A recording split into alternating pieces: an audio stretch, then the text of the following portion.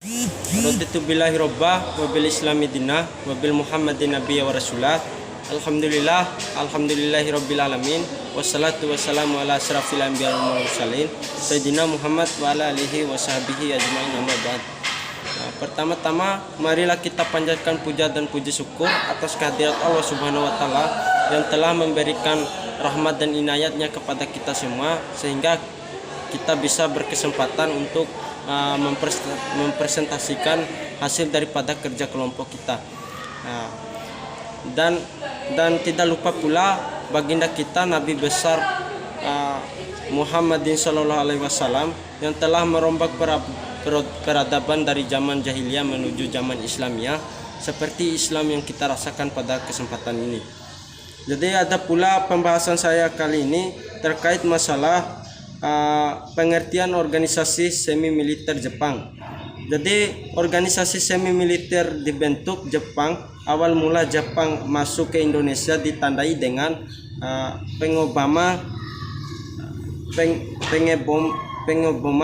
di Pearl Harbor pada tanggal 8 Desember 1941 yang terjadi di pangkalan angkatan laut, tepatnya di Pulau Oahu, Hawaii AS.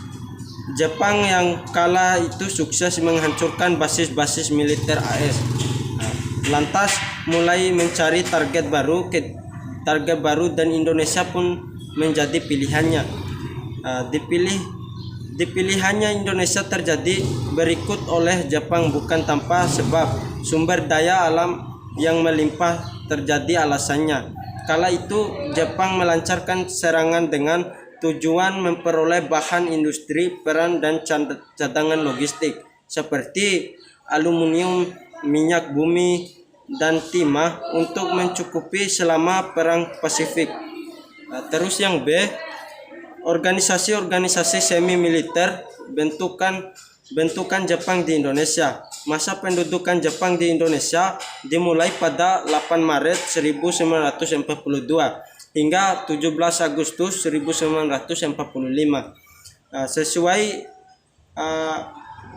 Sesuai berhasil memukul mundur pasukan Hindia Belanda di beberapa wilayah strategis di Indonesia dan menerima penyerahan tanpa syarat dari Belanda. Masa pemerintahan ini memang terbilang singkat, hanya 3,5 tahun,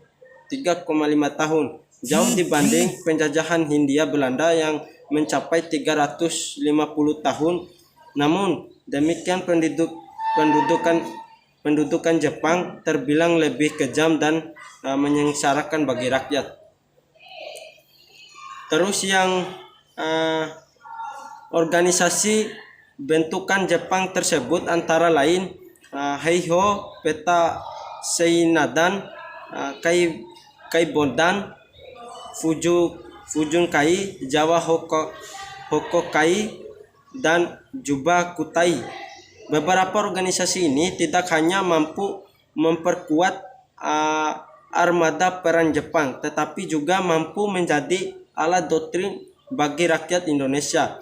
Meski begitu, tak dimungkinkan kehadiran organisasi bentuk Jepang ini justru menjadi pemantik perjuangan pembebasan kemerdekaan bagi bangsa Indonesia.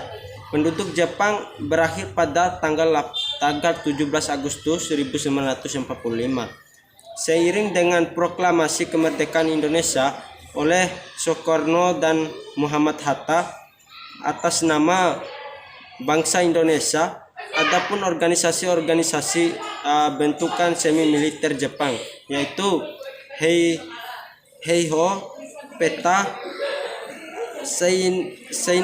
Seinenda, Kaibodan, Fujunkai, Jawa Hokai, Jabatu Kutai.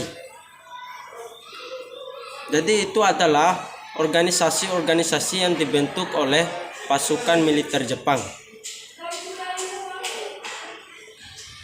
Terus yang D, tujuan Jepang membentuk organisasi militer di Indonesia tujuan Jepang membentuk organisasi semi militer di Indonesia adalah guna mengalahkan sekutu Jepang, memanfaatkan rakyat Indonesia terutama para pemuda dengan membentuk organisasi-organisasi yang bersifat militer dan semi militer. Terus yang bentuk-bentuk perlawanan Indonesia terhadap organisasi bentukan Jepang. Kependudukan Jepang di Indonesia memang terbilang singkat, hanya 3,5 tahun. Tetapi menyiksakan kenangan buruk yang mendalam bagi rakyat Indonesia. Kala itu penguasa Jepang bersikap semena-mena dan menyengsarakan rakyat Indonesia sehingga memicu kebencian rakyat terhadap Jepang. Bahkan di bagian wilayah Indonesia, rakyat memilih angkat senjata untuk mengusir keberadaan Jepang di Indonesia. Perlawanan bangsa Indonesia terhadap pendudukan Jepang pun pecah. Saat itu perlawanan bangsa Indonesia terhadap pendudukan Jepang di Indonesia bisa dikategorikan menjadi 3, yaitu melalui perjuangan yang berbentuk organisasi, gerakan bawah tanah, dan perlawanan bersenjata. Perjuangan organisasi. Jadi inilah perjuangan organisasinya. Perlawanan bangsa Indonesia terhadap penduduk Jepang dilakukan oleh tokoh-tokoh nasionalisme yang bermanfaat organisasi pembentukan Jepang sebagai alat persiapan kemerdekaan Indonesia. Beberapa organisasi yang digunakan antara lain, yang pertama, Wetara. Ini merupakan organisasi yang diperoleh para anggotanya yang berbicara di depan umum. Oleh karena itu, para tokoh nasionalisme memanfaatkan kesempatan acara rapat besar maupun acara radio yang diselenggarakan oleh organisasi Wetara dengan mengarah rakyat untuk mempersiapkan kemerdekaan dan mengkoordinasikannya. Terus yang kedua, organisasi yang dibangun oleh Indonesia yaitu Barisan Pelopor. Ini merupakan bagian dari Jawa Hokokai. Barisan Pelopor ini mengkutai oleh Insinyur Soekarno dan beberapa pahlawan nasionalisme yang menjadi anggotanya. Terus yang ketiga, Chow Sang-in. Jadi Chow Sang-in ini merupakan salah satu organisasi yang dimanfaatkan para tokoh nasionalisme dalam pembentukan organisasi Barisan Pelopor yang kepentingan Indonesia. Lalu gerakan bawah tanah. Selain melalui gerakan organisasi, rakyat Indonesia melawan kependudukan Jepang di Indonesia dengan gerakan bawah tanah, yaitu gerakan yang dilakukan secara diam-diam dan rahasia, di mana gerakan ini dipraktikkan di dalam organisasi dibentuk Jepang tanpa sepengetahuan pihak Jepang. Secara umum, kegiatan bawah tanah yang dilakukan oleh para pejuang nasional guna melawan penduduk Jepang di Indonesia memiliki beberapa tujuan seperti saling membagi informasi dan menjaga nasionalisme, mempersiapkan kekuatan untuk merdeka Indonesia, menyempurnakan semangat dan persiapan untuk kemerdekaan Indonesia, serta mendapatkan informasi perkembangan para Asia Timur rakyat di radio.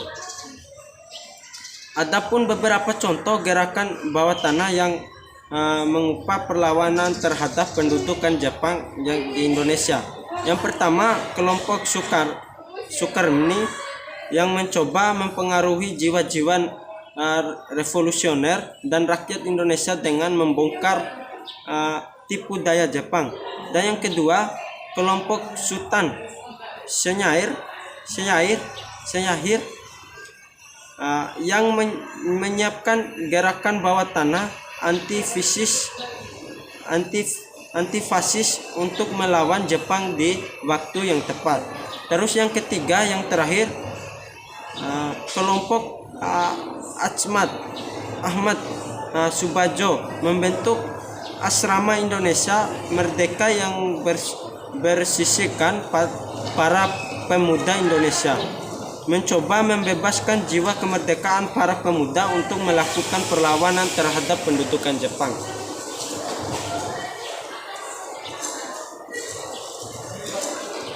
Terus perlawanan bersenjata.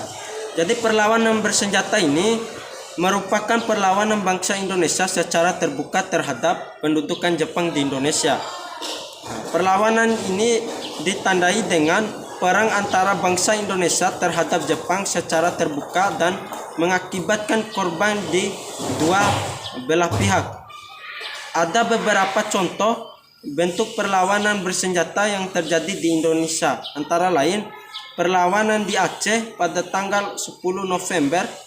Perlawanan ini dipimpin oleh seorang guru ngaji bernama Tangku Abdul Jalil yang dipicu karena tindakan Jepang yang sewenang-wenang dan gagahnya perundingan Jepang menyerang Chot Lieng, Tangku Abdul Jalil dan para pahlawan tanpa nama yang diikutinya Pak Guru.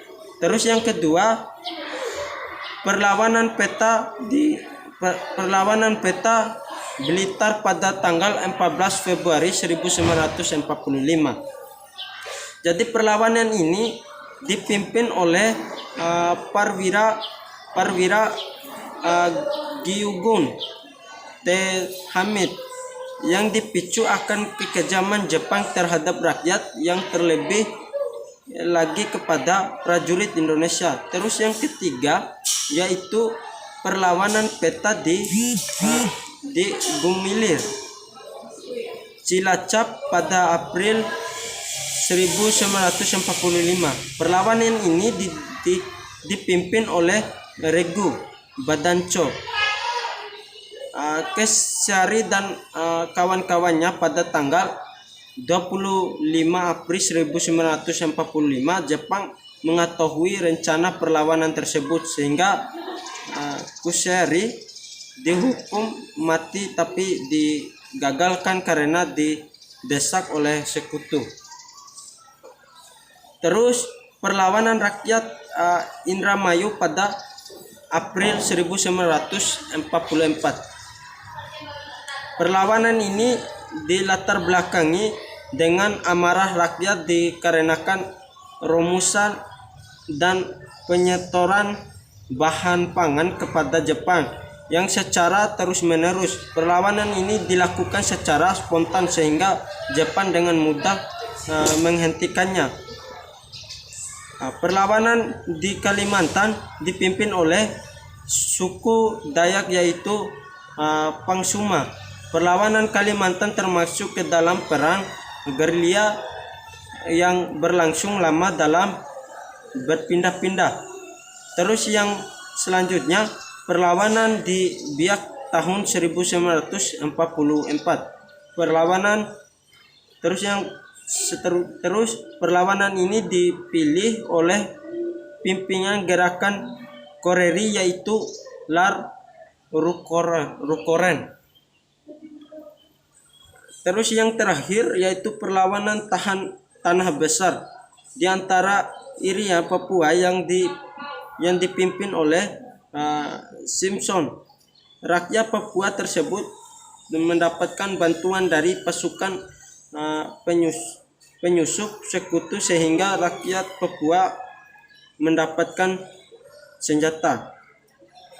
Jadi itu adalah pembahasan daripada materi yang saya bahas. Terus kesimpulan daripada materi yang saya bahas ini ialah